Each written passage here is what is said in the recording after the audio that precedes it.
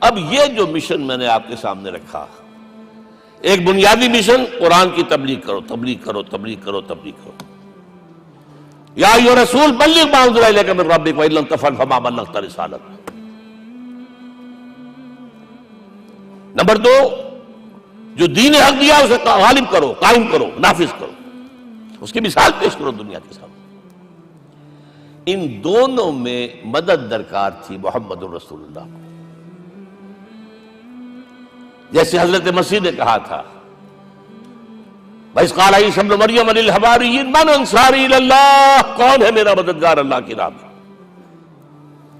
جیسے کہ اللہ فرماتے سورہ حدید میں، بڑی پیاری آیت ہے، بڑی ریولوشنری آیت ہے، بلکہ میں لفظ استعمال، بڑی ننگی انقلابی آیت ہے قرآن مجید کی۔ اتنا صاف اللہ تعالیٰ ہی سچ بول سکتا ہے، کوئی اور تو ضرور کہیں نہ کہیں اس کے اوپر کوئی کپڑا ڈال کے بات کرے گا۔ آیت نمبر 25 آف سورۃ الحدید، لقد ارسلنا رسلنا بالبینات، ہم نے اپنے رسولوں کو بھیجا واضح نشانیوں کے ساتھ، معجزات کے ساتھ۔ وانزلنا معهم الکتاب والمیزان، ان کے ساتھ کتاب اتاری، شریعت اتاری، میزان اتاری، نظام اتارا۔ لِيَقُومَ النَّاسُ بِالْقِسْطِ، تاکہ لوگ عدل پر قائم ہوں۔ اس لیے کتاب کیوں بھیجی، رسول کیوں بھیجے، نبی کیوں بھیجے، وحی کیوں بھیجی؟ تاکہ لوگ عدل پر قائم ہوں۔ یہ اس سے بڑی آیت کوئی ہوگی؟ عدل اجتماعی، سوشل جسٹس۔ اب اگلا ٹکڑا پڑھیے، وَأَنزَلْنَا الْحَدِيدَ، ہم نے لوہا بھی اتارا ہے، فِيهِ بَأْسٌ شَدِيدٌ، اس سے اسلحہ بنتا ہے، جنگی قوت ہے۔ وَلِيَعْلَمَ اللَّهُ مَن يَنصُرُهُ وَرُسُلَهُ بِالْغَیبِ، اور اللہ دیکھ لینا چاہتا ہے کون ہے اس کے وفادار بندے جو لوہے کی طاقت کو ہاتھ میں لے کر اللہ اور اس کے رسول کی مدد کرتے ہیں۔ دین اللہ کا، اسے قائم کرنا اللہ کی مدد ہے، اسے قائم کرنا محمد کا فرض ہے، اس کے جد و جہد کرنا محمد کی مدد ہے صلی اللہ علیہ وسلم۔ یہ تھی نصرت، اور یہ نصرت آپ کو معلوم ہے حضور کی زندگی میں صحابہ نے کرام نے کی ہے کہ نہیں کی؟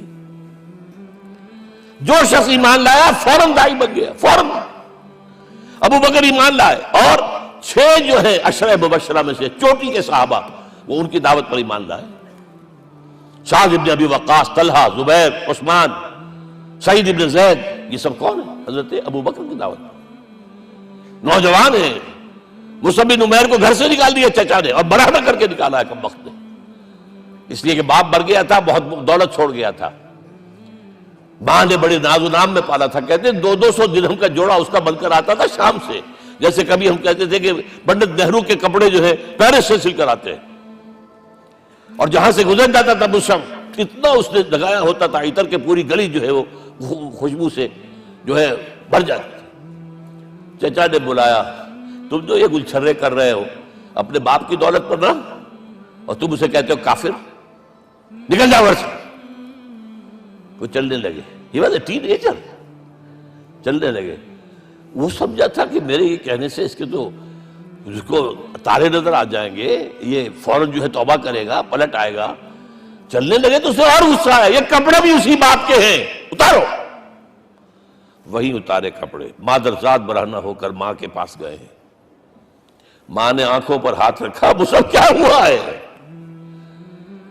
فرمایا امی میں موحد ہو گیا ہوں، یہ ہے توحید۔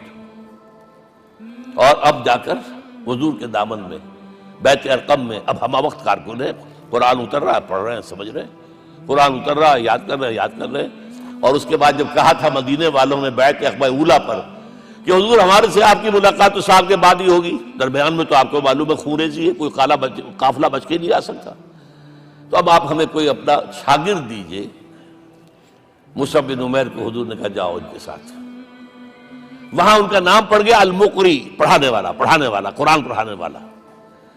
75 آدمی اگلے سال لے کر آ گیا ہے، اور اسی سے بیعت عقبہ ثانیہ ہوئی ہے، اور ہجرت کا راستہ کھل گیا۔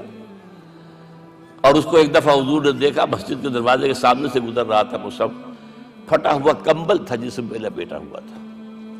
حضور کی آنکھوں میں آنسو آ گئے۔ غزوہ احد میں شہید ہوا کس طرح؟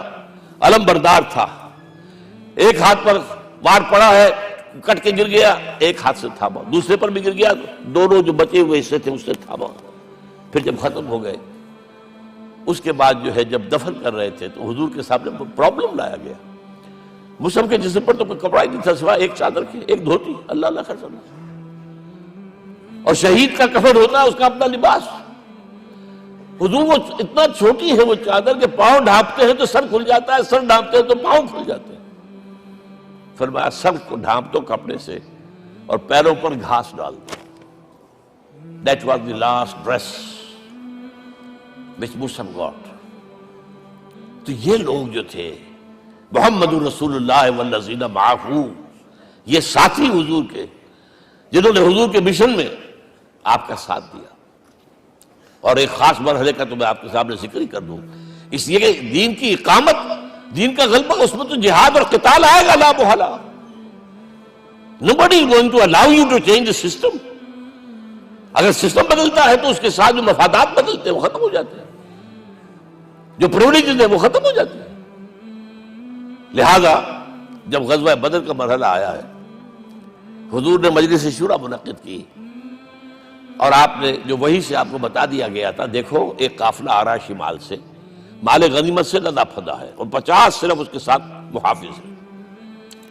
ایک لشکر آ رہا ہے جنوب سے ویل کانٹے سے لیس، اور اللہ نے وعدہ کیا ہے کہ ایک پر ضرور تمہیں فتح دے گا، بتاؤ کدھر چلے۔ یہ اصل میں کسی بھی سپہ سالار کے لیے وقت ہوتا ہے کہ اپنے ساتھیوں کے مورال کا اندازہ کرے۔ کچھ ہوں گے ہم جیسے کمزور بھی، انہوں نے کہا کہ حضور پہلے قافلے کی طرف چلے، آسانی سے فتح بھی ہو جائے گی اور ہتھیار مل جائیں گے ہمیں، ہمارے پاس تو ہتھیار بھی نہیں ہے، گنتی کے لوگوں کے پاس تلواریں بھی نہیں سب کے پاس، تو 50 آدمیوں کے ہتھیار تو ملیں گے، پھر لشکر سے نپٹ لیں۔ اب حضور کہہ رہے ہیں اشیرونی اشیرونی اشیرونی۔ حضرت مقداد بن اسود کھڑے ہوتے ہیں، حضور ہمیں موسیٰ کے ساتھی نہ سمجھیے جنہوں نے کہہ دیا فَذَهَبْ أَنْتَ وَرَبُّكَ فَقَاتِلَا إِنَّا هَاهُنَا قَاعِدُونَ۔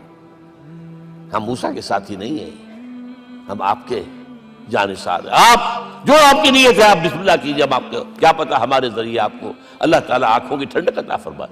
حضور پھر فرمائے مجھے مشورہ دو، مجھے مشورہ دو۔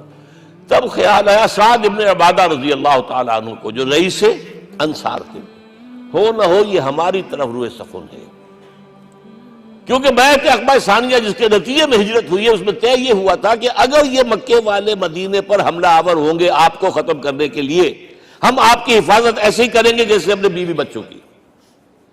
اور ابھی مدینے پر حملہ ہوا نہیں ہے، حضور پری ایمپٹ کر رہے ہیں، باہر نکل کے مقابلہ کرنا چاہ رہے ہیں، تو گویا کہ انصار کور نہیں ہوتے اس کے اندر، اس لیے بار بار اشیرونی، مجھے مشورہ دو۔ اب سعد بن عبادہ کھڑے ہوتے ہیں، کانک تعنینا یا رسول اللہ صلی اللہ علیہ وسلم، اے اللہ کے رسول شاید آپ کا روئے سخن ہماری جانب ہے، فإنا آمنا بک وصدقناک، ہم آپ پر ایمان لا چکے ہیں، ہم نے آپ کی تصدیق کی، اب ہمارے پاس چوائس کون سا ہے؟ اگر آپ آگے چلیں ہم پیچھے چلیں گے، اگر برق الغماد تک پہنچیں گے ہم اپنی اونٹنیوں کو دبلا کر دیں گے، یمن کا آخری شہر جو ہے برق الغماد، اور اگر آپ ساحل سمندر پر کھڑے ہو کر اپنی سواری سمندر میں ڈالیں گے ہم بھی ڈال دیں۔ بہرحال یہ مراحل ہیں کہ جن سے گزر کر حضور نے اللہ کے دین کو غالب کیا اور قائم کیا، اور اس ہر سطح پر، ہر مرحلے پر صحابہ کرام نے آپ کا ساتھ دیا۔ جہاں آپ کا پسینہ گرا وہاں انہوں نے اپنی خون کی ندیاں بہا دی۔ محمد رسول اللہ والذین معہ اشداء علی الکفار رحماء بینہم، یہ ہے در حقیقت عظمت محمد صلی اللہ علیہ وسلم۔